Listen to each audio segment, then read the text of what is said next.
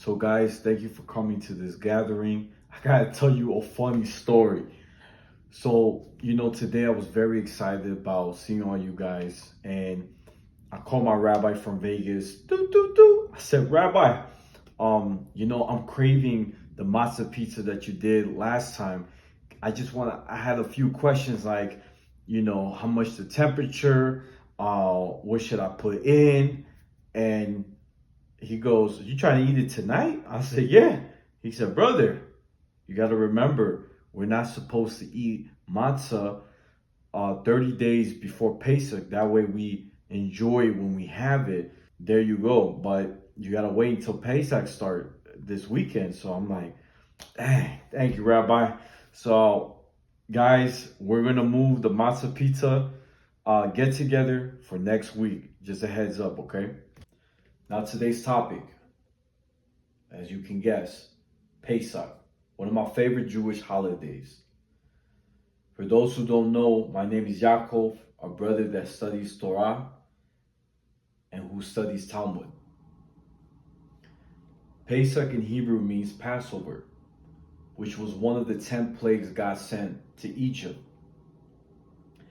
This story can be found in the book of Exodus, or in Hebrew, Shemot. Now, one of my teachers back in Chicago used to tell me, think of the word Exodus as exiting, leaving Egypt. Passover was when God told the Jewish people to put blood on their door to protect the house. And the Egyptians did not listen to Moses, and their firstborn did not make it. They did not survive. The Jewish people were slaves for 210 years, and how Hashem wanted to free them from slavery. He called Moshe Rabbeinu, Moses, to lead and talk to Pharaoh to let my people go. Moses said, pardon your servant. Send someone else. I have never been eloquent, neither in the past nor since you have spoken to your servant. I am slow of speech and tongue.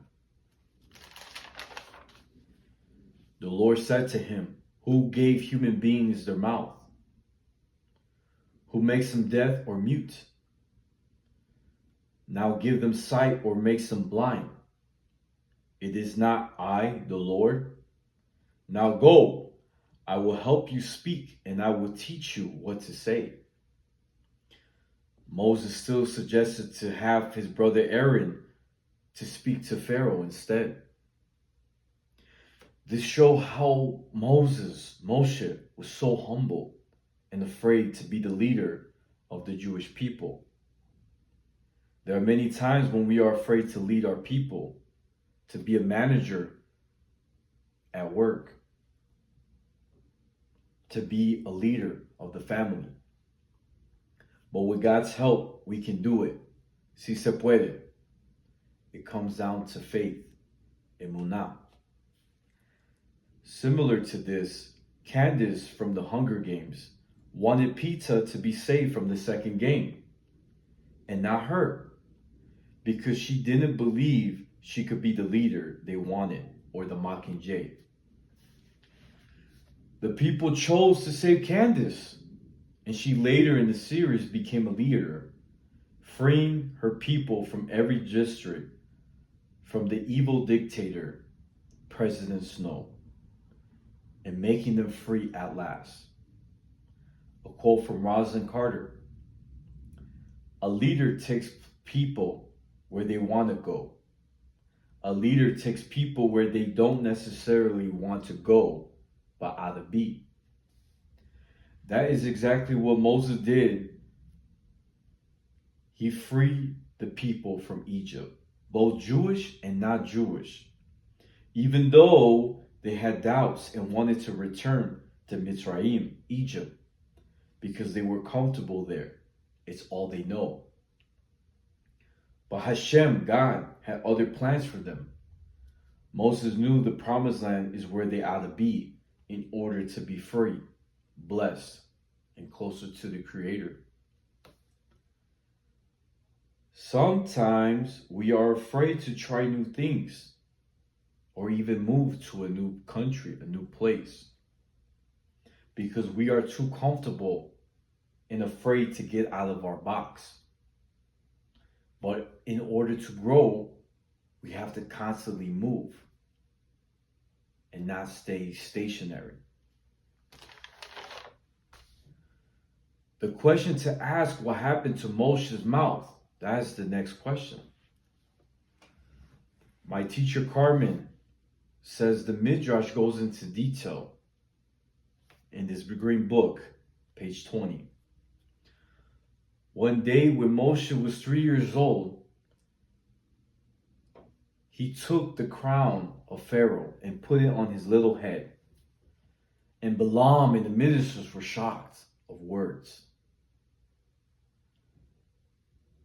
Balaam, in his evil plan, said, "This boy here acts like they all did, trying to deceive you.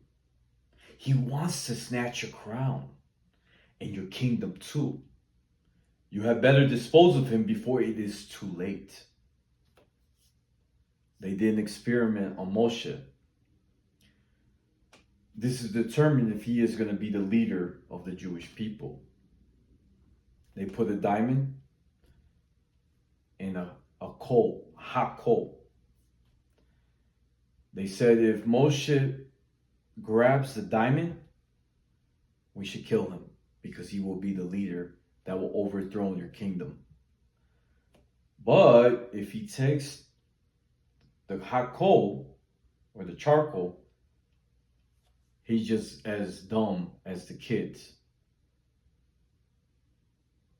It says in the story that Moshe went to grab the diamond, but Hashem commanded the angel Gabriel to move his hand towards the hot coal and put it in his mouth, which burned his tongue. It says from then on, he found it difficult to speak. A little story I want to share is one of my cousins came to my room back in Chicago and said, I need to talk to you. And I could tell she was stressed. She was crying that her bad news that my son has some speech impediment. That's what doctors are claiming. I don't know what to do. And I said, Prima, it's okay. I'm here for you.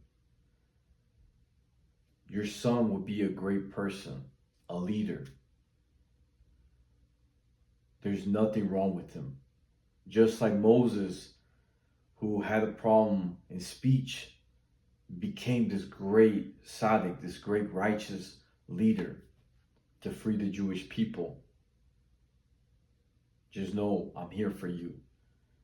I think from that moment, it gave me the seed to teach to special ed. I got into specifically helping students with autism.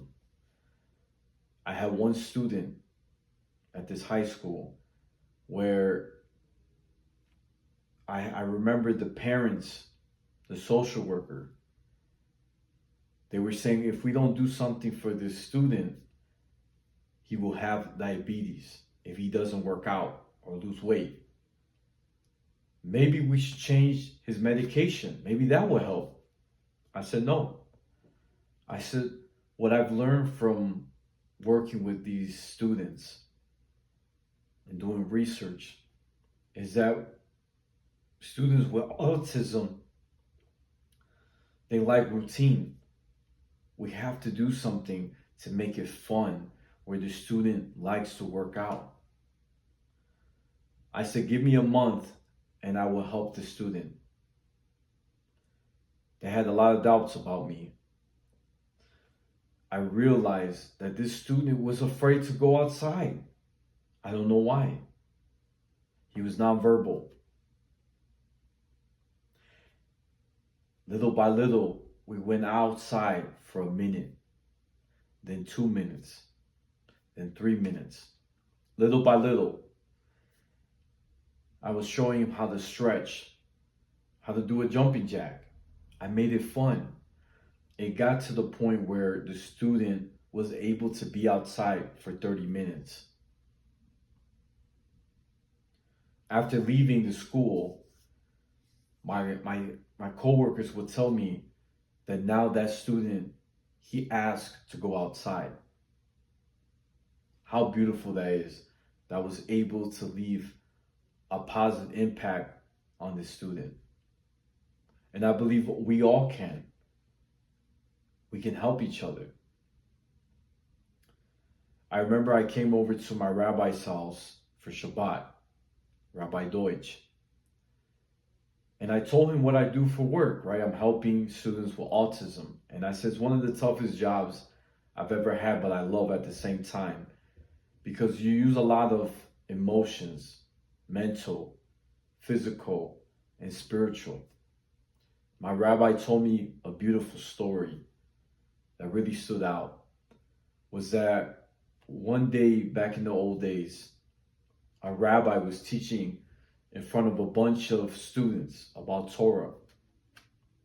And someone came knocking on the door. And the student got up, opened the door, and the rabbi right away got up. And the students were confused. So when that student left, the student said to Rabbi, Rabino, why did you get up for that student? He's not older than us. Because in the Jewish custom, out of respect, having good manners, if someone older than you enters the room, we're supposed to get up. It's supposed to be 4 amos, or in foot, it's like, I think 6 foot distance, you have to get up. They're like, Rabbi, why did you get up for this young boy?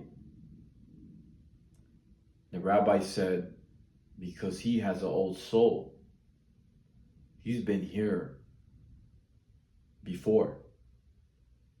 His soul is our forefathers, Avram, Yitzhak, Yaakov, who help us, the Jewish people, to grow, to find His light. You don't understand, this person is more spiritual than us.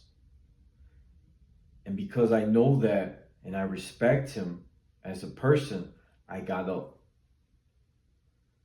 And I love that because it gave me this,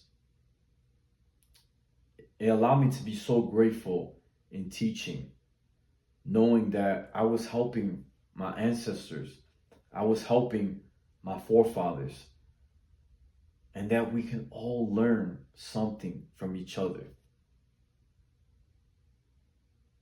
So I appreciate you guys all coming today.